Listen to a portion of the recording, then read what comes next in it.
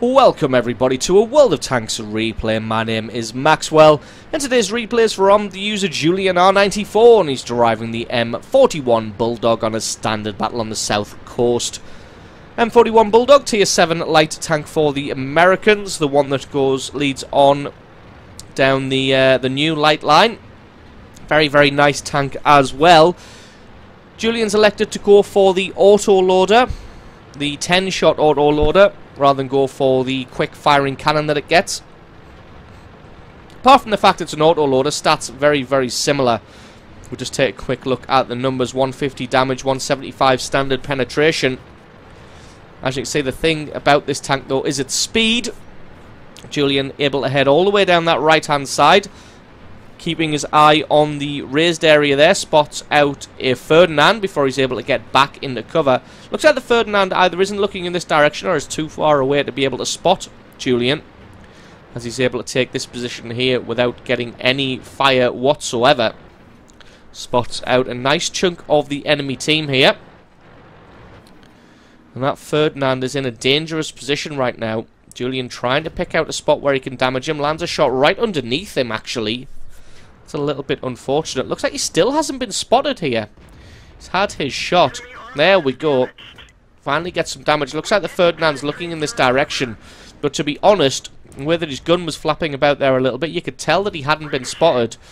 And that he was just blind firing on the location that he thought he was being shot from. Julian trying desperately to get the weak spots of the Ferdinand. Normally you don't have to worry about things like that, but with the gun only having 175 average pen, gonna find it difficult to penetrate a Ferdinand from the front. You can see the Ferdinand had his shot, but it wasn't quick enough at all to be able to hit the speedy little light tank. One of the main skills you need to learn with an auto-loader is learning what to do while you're reloading that cannon. Sometimes it can be as simple as just take cover and wait out the reload so you can fire at the enemy tanks. Oftentimes, though, it does tend to be you're going to have to move and relocate while that gun is reloading. As you can see, Julian used the time of his reload to push up against the enemy team. He did take out the Leopard. Now he's going to get some shots on this Type 58. Did take one hit in return, but to be honest, he should be able to take him out before taking much more damage. I think he slightly miscalculated the reload speed of the Type 58, and he took 2 hits from him there and had his driver taken out.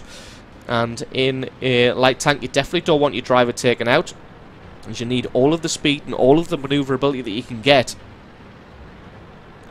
And again, going to use the reload time to push forward and get into a position where he can help these 2 Type 59s. Does find the enemy M41 Bulldog, and it looks like he's trying to sort of take cover behind this rock here. Not sure if he's got the auto-loader. It looks like he doesn't have the auto-loader. Oh no, he possibly does, but Julian can just tank through this one, as he does. Doesn't take very much damage, and he's able to take out the M41 Bulldog. Just keeping moving. That was the problem that the enemy M41 Bulldog had. He didn't have anywhere to maneuver. He was just kind of spinning on the spot, whereas Julian was able to continue driving forward, which led him to miss quite a few of those shots.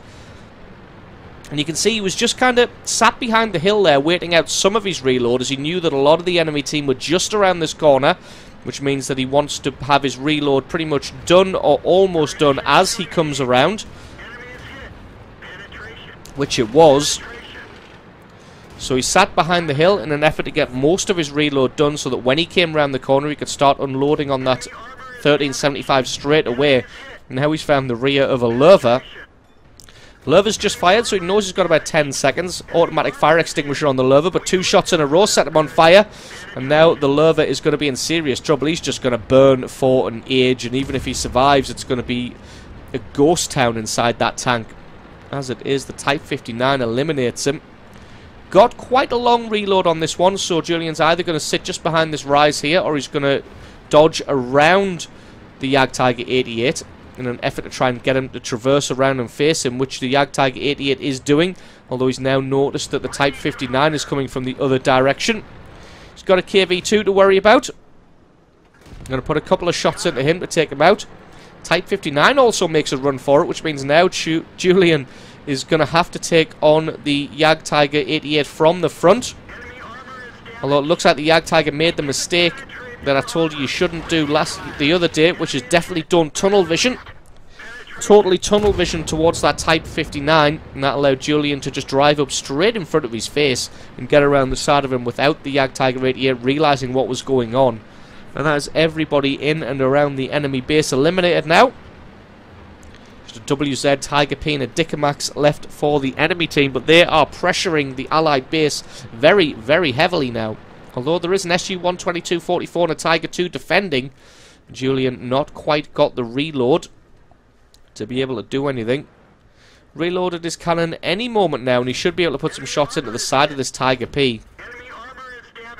And just like the other day, you'll have to excuse the ridiculous bloom on this cannon.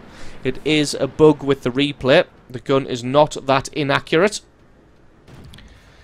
Not quite able to land a shot on the back of the WZ, but his second one finds its home. He's got 5 shots left. There is a Dickermax left alive for the enemy team.